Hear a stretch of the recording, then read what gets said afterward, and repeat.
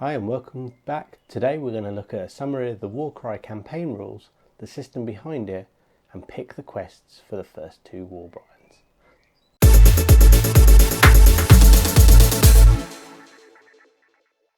As we covered in the last video, we're going to look at a solo player Warcry Campaign system. I'm going to start with two Warbrands, which is the Shadowstalkers and the Scions of Flames. Where we left it last time was we're all set up and ready to go, but we need to pick the campaign quests and details. I thought it'd be useful to run through how the campaign works and therefore how I've picked the quests and where we'll go with them. The Warcry campaign system is really flexible. Effectively, warbands have different campaign quests for each of them, but you can still play them against each other in interactive games. The goal for each warband is it successfully completes 12 map points, or at least gets through 12 map points. 3 of these are called convergences and are effectively a stop-go point where they must undertake a certain battle to go through to the next stage. And if you pass that, you gain some abilities or archetypes or glory points for your warband to take them forward. Part of the fun about the Warcry campaign system is after each campaign you will look at how the battle went and therefore take it forward.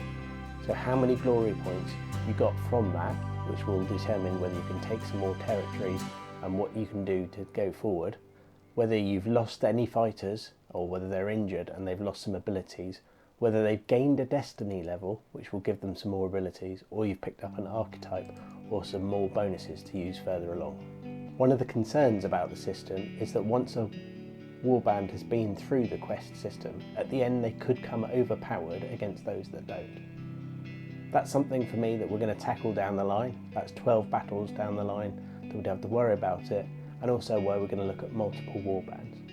Not to say if one warband doesn't get overly powered, we might see if we can have a 2 versus 1, bring in the monsters and see if we can destroy a warband. As we touched on before, the campaign quests are absolutely everywhere now.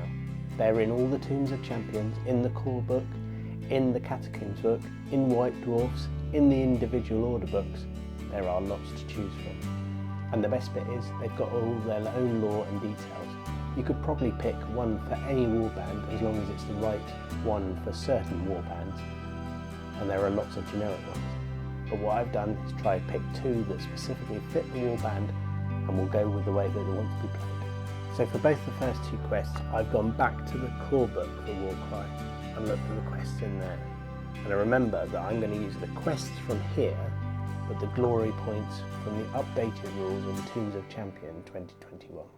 So for the Scions, I wanted something that really went with destruction. So the Tides of Fire quest is absolutely that.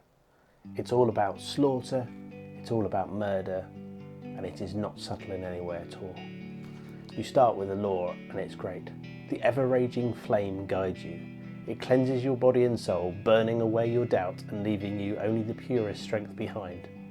Finishes with, only the strongest will emerge from the ashes. That's Scions of Flames in a very simple couple of paragraphs. Now the Shadowstalkers, who are probably my favourite warband at the moment because I do like a dark elf, they need something slightly more subtle, slightly more dangerous, slightly more in the shadows.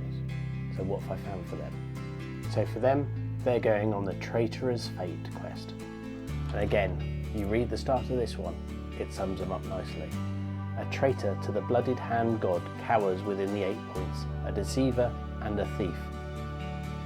There can be no forgiveness for betrayers of the blooded-handed god, only a gruesome and drawn-out death. So remembering how you record this, it's the very simple 12 stars here as you go through on the interactive roster or on the normal rosters that they provide you. And as we touched on, it's quite simple. Battles 1 and 2, no matter what the outcome is, you pass through those. Battle 3 is your first conveyance point, and that's a go no go battle. You must win this to pass on. Now the important thing that we're going to have to remember for the solo campaign is that we can't have 2 warbands at the same 3rd point together because you can't run that.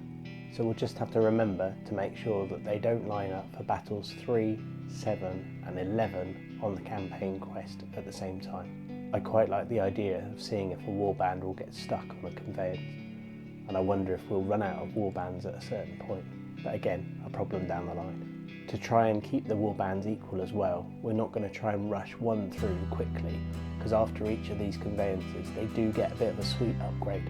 So that's the Warcry Campaign system. It looks reasonably complicated when you first read it through in the book, but effectively it's really quite simple. It's lots of little battles with 3 very key points, and there is an impact at the end of every one. As with most narrative campaign systems, it's going to be ensuring that the warband gets through the first battle or 2 without becoming massively scathed. Otherwise you're going to really struggle and you might want to restart. And I think I'll have that as an option, that if anyone's getting crushed after the first 3 battles, that they can just restart down the quest line.